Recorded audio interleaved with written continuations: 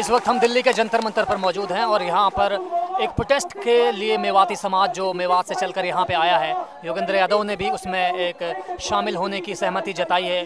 जो Swaraj India party से belong करते हैं, हम उनसे जानने की कोशिश करेंगे कि मेवात से आता है, चाहे लोकसभा इलेक्शन की बात हो, चाहे पहले उनका मेवात में आने जाने की बात हो। हमेशा मीडिया में भी उन्होंने कई दफ़ा मेवात की बात को उठाया है।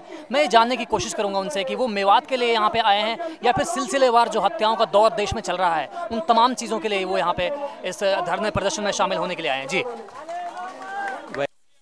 जो पूरे मुल्क में इस वक्त हो रहा है, ये शर्म की बात है। कितने लोगों ने अपनी कुर्बानी दी थी। मेवात से खास लगाव है, मेरा अपना इलाका है और वहाँ जो हो रहा है तो बेहद शर्मनाक बात है।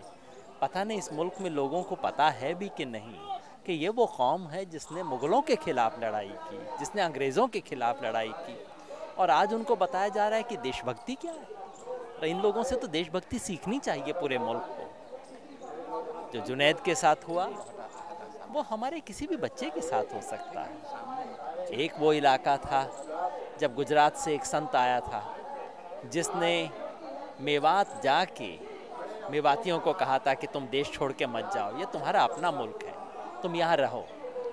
और आज उसी गुजरात से एक दूसरा आ रहा है जो इस पूरे समाज को मानो बता रहा है कि उसका कोई हक नहीं है।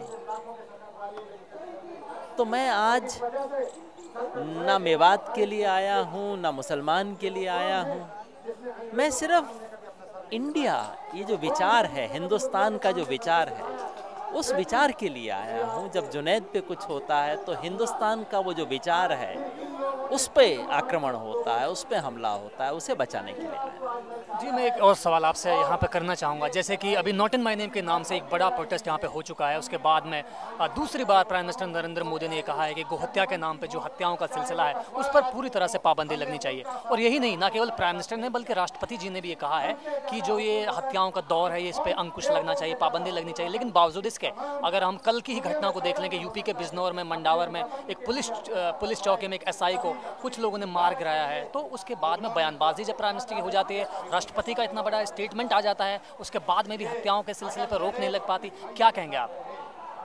राष्ट्रपति ने कहा है, अच्छा कहा है। राष्ट्रपति का तो उतना ही मर्यादा होती है, उससे ज़्यादा राष्ट्रपति कुछ कर नहीं सकते। लेकिन प्रधानमंत्री ऐसा बयान दे दें, मुझे तो उस बयान में ना तो सच्चाई नज़र आती है, ना संवेदना नज़र आती है, ना संकल्प नज़र आता है। अगर सच्चाई होती तो वो कहते कि हाँ, मेरे मुल्क में ऐसा हो रहा है, जहाँ मेरी पार्टी राज कर रही है वहाँ हो रहा है। अगर संवेदना होती तो इनमें से किसी के घर पे जाते, हाथ पकड़ते, कहते कि तुम्हारे साथ हुआ, मेरे को दिल में अफसोस होता है। और अगर संकल्प होता तो कहते ये होने नहीं दूंगा, और जो कर रहे हैं उनको सजा दिलवाते। अगर ये ना कहे, देश का प्रधानमंत्री इस तरह के अमूर्त वेजिटेरियन से बयान देता रहे, वो तो जले पे नमक छिड़कने का काम है, ये कोई मल्हम लगाने वाला काम नहीं। बहुत बहुत शुक्रिया आपका। जैसे कि अभी हम बात कर रहे थे स्वराज इंडिया के योगेंद्र यादव जी से, उन्होंने साफ तौर पर कहा कि प्राइम मिनिस्टर की जो ये बयान आया है कि हत्याओं के सिलसिले पर रोक लगनी चाहिए, ये मेरे हिसाब से नया बयान नहीं है। इससे पहले भी वो एक बड़ी स्टेटमेंट दे चुके हैं, लेकिन बावजूद इसके अभी तक इस स्टेटमेंट पर या उनके कहे पर पाबंदी नहीं लग पाई है। यही वजह है कि यूपी में कल ही के दिन बिजनौर जिले के मंडावर पुलिस चौकी में एक एसआई को मार गिराया गया है। ये एक बड़ा सवाल अपने आप में है। कैमरामैन और रैन के साथ मैं जुबैर खान, नेशनल दस्तक।